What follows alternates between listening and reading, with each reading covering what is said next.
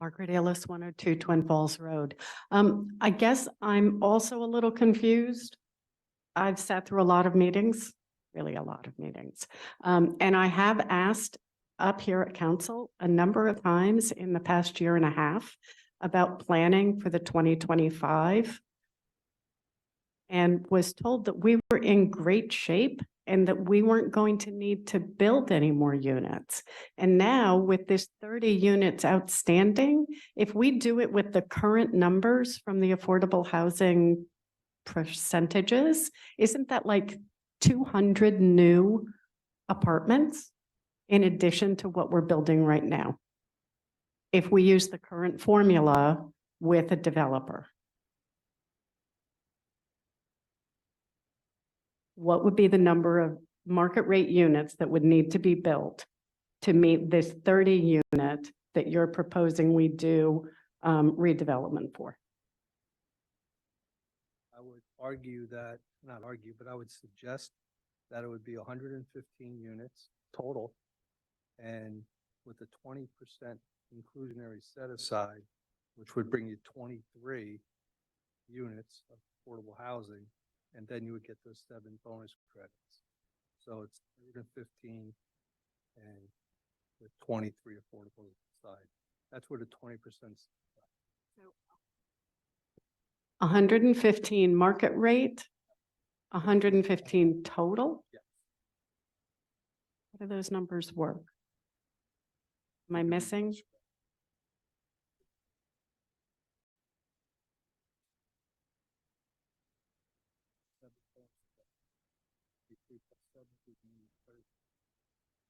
Okay, so is there a piece of property that can support another 100 units?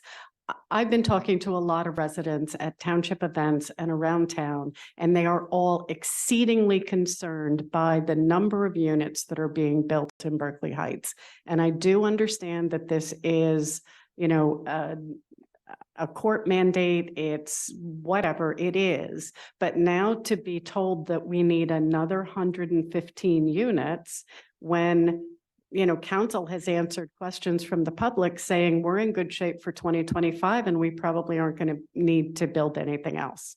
So, you know, you're also saying it has to go in downtown. There isn't that much developable land in downtown. And what defines downtown? Is that just the downtown business district? Like, can you expand out from that? Like, what is the definition of downtown that we have to put 115 units in? Thank you. Plan that was adopted by the council in 16 and approved by the court in 17 specifically had a section in there that we did not meet our entire number of 389. And it spoke about this 30 unit unmet need, and it talked about where it should be or where it could be constructed, where those units could go. So this is not anything new. It's been in the plan since 16. And it hasn't happened, and those numbers don't go away. They don't. We can't just ignore them. So I'm suggesting that we, together as a community, come up with a project or projects or redevelopment efforts. I don't know what properties. I don't have properties yet. I don't have anything. Putting the idea on the table to see if we can collectively put together a plan that would satisfy our whole community. That would be an asset for us, so that we can control how our downtown gets redeveloped over the years. I'd rather us be in a position to try to control this process than having a third party telling us what to do. So then my other question is, what other ways besides building 115 market rate units or 115 rental apartments can we meet this obligation? Because not all towns have done developments which are market rate plus affordable. So my understanding is if we did something like a long-term care facility, something that you use Medicare funds to pay for, then those rooms are considered affordable units. So can you talk about alternatives to 115 new apartments in downtown Berkeley Heights?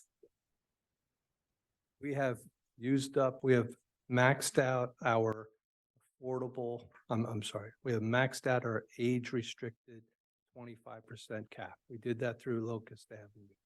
So those units are over at Locust Avenue. We will not get credit. You can build anything you want, but you're not going to get any credit for any age-restricted units for the rest of this round. You're welcome to do it. They won't count towards our obligation.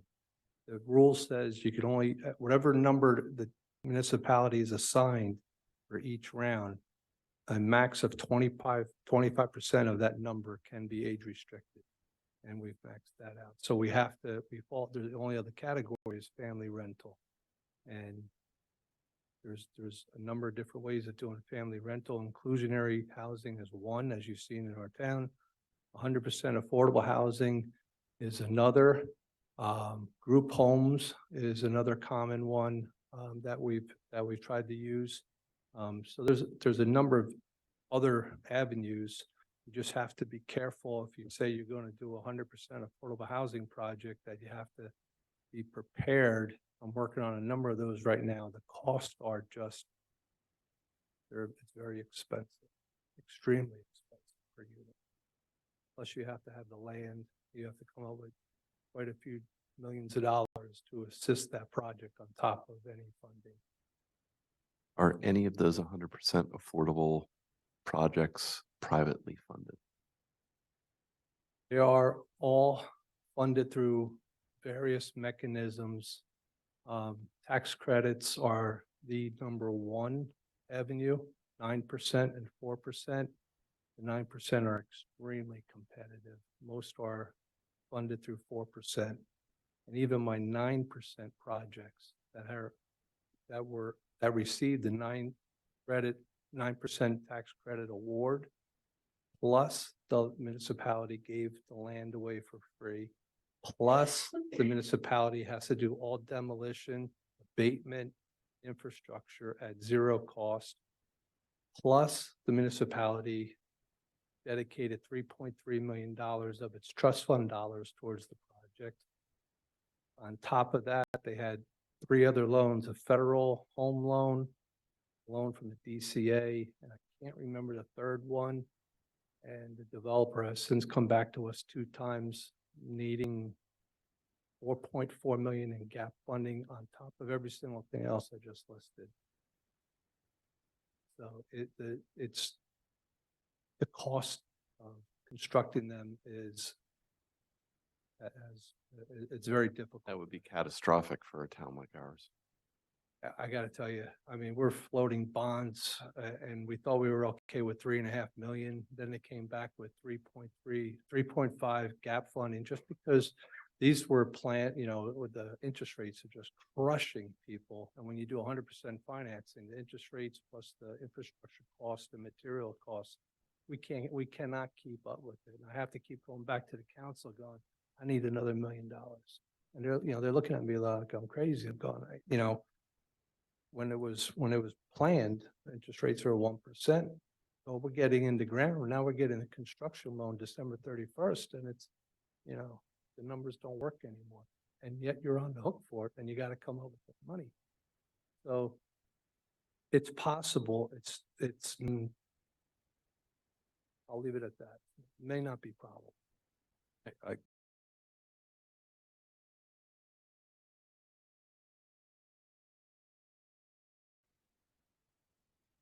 Margaret Illis, 102 Twin Falls Road.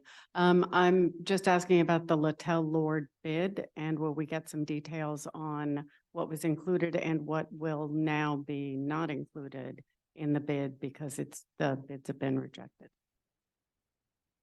Because the resolution doesn't provide any details to the public Rejecting the as to bid. what, what it was. So is that going to be included when there's a discussion on that item? I think the bid was rejected due to budget. It was over budget, so we don't have the funding for what the bids came in at.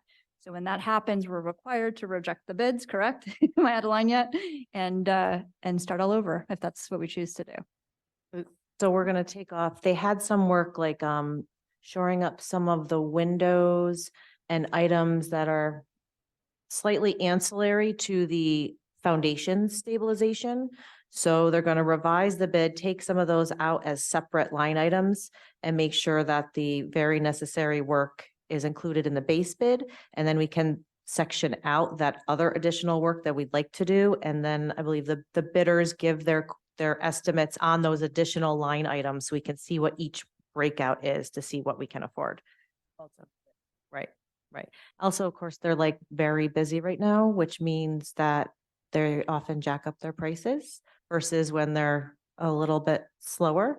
So, but we want to get the work moving, and our chances for getting more grant funding increase if we start spending the money that we've already been awarded. So, I guess that's my concern is yes. back when I was on the Historic Preservation Committee, you know, we were trying to get things going so that we could get more grant funding because you can't get more grants until you spend the grants that you have. So, Right, right. So I think the plan is if we go forward with the revised bids and council approves that approach versus waiting, we will at least have a sign in the ground for the Littell-Lord Festival this year, giving like an estimated start date for the work. Because that gives us time to go out to bid again for our historical architecture firm to revise the bids, go out to bid again. We already have the vendors pre-qualified through the process they went through the first time. So they just send the revised bid specs out to those bidders. So it takes less time than the original process. okay, great. Thank you.